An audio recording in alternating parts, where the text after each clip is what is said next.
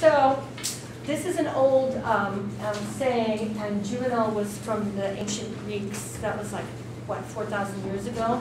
So man has understood for many thousands of years in many cultures that if you have a sound body, you are taking better care of your mind as well, that the two are connected. Again, remember Descartes was forced to separate the mind and body by the Catholic Church, but he understood, as did all cultures before him, before the 1600s, that you're much more likely to have a sound mind if you have a sound body, if you take better care of your body. So now what's really interesting is that when you exercise, you are mimicking or you are engaging in the stress response. And that's kind of the irony of it.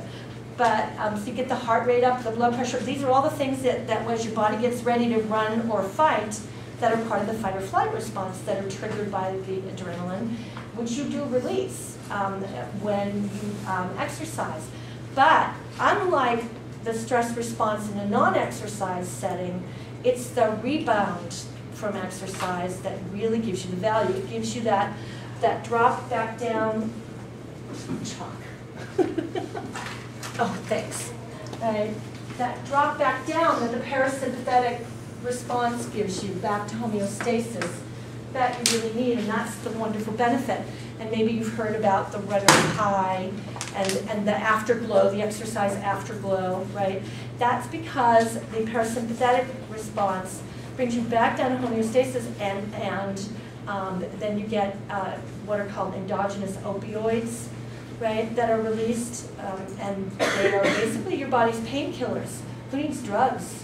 You know, that's part of why a lot of people do exercise, for that after effect, for that feel good that they get afterwards. So, and it actually lowers your heart rate from before you started the exercise. So you actually, it's commonly the case that people will start their exercise when they're already at a somewhat stressed out level anyway. So you get a much better rebound back to homeostasis after the exercise than if you hadn't done it, right? Right? And so you actually, people who regularly engage in the exercise, and of course, I'm not talking about the high endurance athletes, they're outrageous. Their heart rates are like 45 and 50. They're damn near pacemaker in their heart rates. That's extreme. But a person in fairly fit, in good shape, can actually expect 10, 20 point lower resting heart rate than a person who doesn't engage in regular exercise, and a lower respiration rate because their lung capacity is increased, so you don't need to breathe as often. It's part of it. So you can expect, you know, where you might say a resting heart rate of 70 to 80, and a respiration of what is it, about 12 to 16 for resting. For a non-fit person, you can actually see in a fit person 50 to 70 for resting heart rate, and about 8 to 12 for a fit person. And I know I'm staving off a lot of problems because I'm doing that even though I can't get my weight down right now. So that's another thing too, is that you can actually stave off a lot of health problems with regular exercise too, because you're giving your body that chance to get that parasympathetic rebound. Right?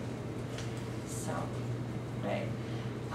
Also, when you exercise, you increase the blood flow and therefore the oxygen flow to the brain. So some people will tell you it was when they were going on their run, when they were at the gym, that they had this spark of creativity, or something occurred to them that they hadn't remembered, and that's not at all uncommon. Right? Now, they talk about different kinds of exercise. You guys know all about that. Anaerobic means no oxygen, and you have to do a certain amount of that, you know, the weight lifting to actually increase the capacity of your muscles. And then the aerobics exercise is supposed to do 20 to 30 minutes a day, and the anaerobic, they say there's different thoughts, but you can alternate, you know, every other day on the anaerobic. Or if you do it every day, you should alternate what part of the body you're focusing on, like upper body one day, lower body the next day, and then, you know, go back and forth. Because you have to give those muscles that you're forcing to work really hard time to recover.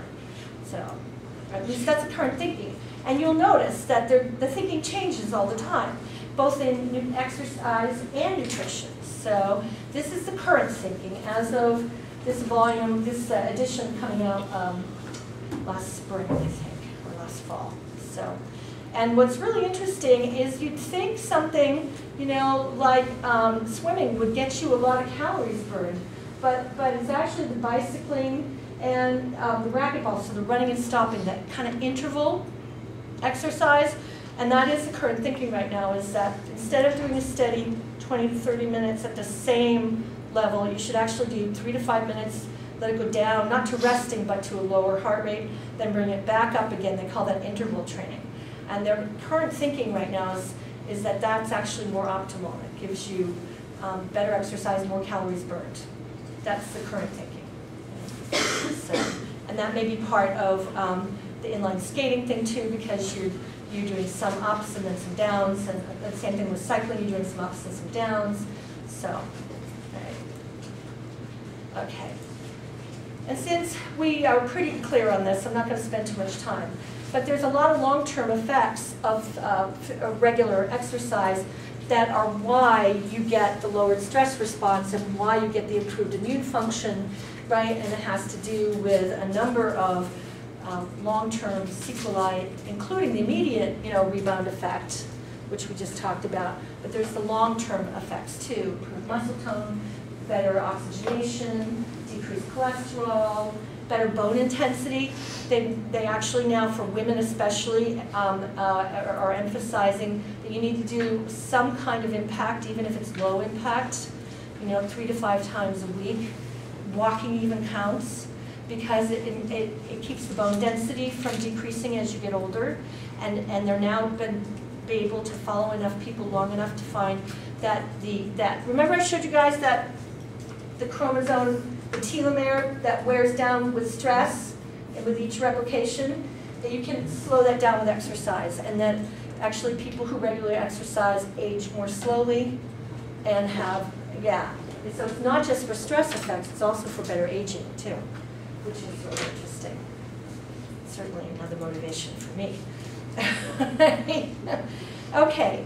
So let me talk about the different parts of fitness that isn't just about your cardio endurance, and I think most people who've taken a PE class know about this, so we don't need to spend a whole lot of time on this, and the different theories of conditioning.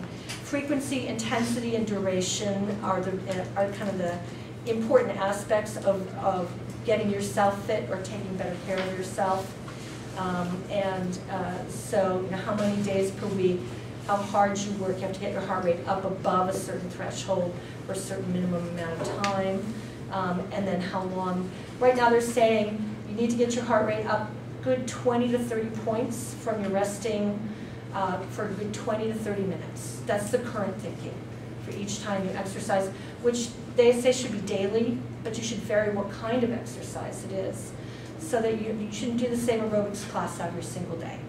You shouldn't do the same elliptical trainer every single day, because then it begins to have repetitive motion injury issues on the same joints, things like that. Especially as you get older, you definitely find and so they've got all kinds of information in your book on how long and the intensity and all of that. One of the things I wanted to make sure I did talk about is that, and we briefly mentioned when we started talking at the beginning of the quarter about, hold on, let me go back. You know, things that you do that affect your sleep hygiene, because we talked about sleep hygiene earlier in the quarter. And they're finding that there's definitely a strong connection between physical exercise and insomnia.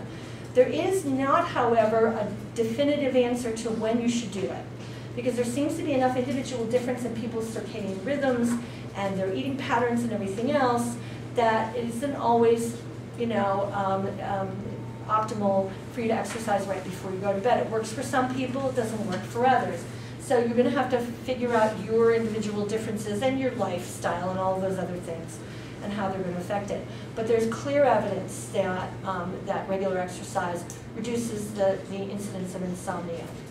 So a lot of data out there. It isn't just necessarily right before you go to bed either. Although we do know that doing some stretching and deep breathing before you go to bed to clear your mind definitely has a direct connection to a better sleep. So, and you know, I mean, technically yoga is a form, or you know, stretching, that's technically a form of exercise as well. Okay, so I'm not going to mess with the workout stuff. You guys should know that by now. You can always go back and have a look at this. All right, we do know, besides the beta endorphin rush, those endogenous opioids I was talking about earlier, that we have some other benefits of, here, let me go back for a second, of the psychological, other psychological benefits, besides the immediate beta endorphin rush and the parasympathetic rebound. Right? We know that actually people with chronic pain do better if they continue to exercise or get a specially tailored for them exercise program, like through their physical therapist, whatever. And as a matter of fact, Pilates exercises have been used a lot to help people with lower back pain because it strengthens the core and it helps take the burden off the back because many of us don't have very good posture and we put more burden on the back than we realize. I'll give you a really great example. I had a gentleman who was in his 60s who had a construction company all his adult life, handed it over to his kids and decided he wasn't just going to sit in a rocking chair. So he came back to school and he took this class. And he decided that this lower back pain that he'd been dealing with for years and years was something he was going to deal with for his project too. So he found this program online that was a combination of Pilates and yoga. And Pilates is derived from yoga, so it's not really surprising that the two things would work together. As a matter of fact, if any of you are members at 24 Hour Fitness, there's a new program in the classes they've been introducing called Les Mill. And one of his classes is called Body Flow, and it's actually a combination of Tai Chi, yoga, and Pilates. It's really great.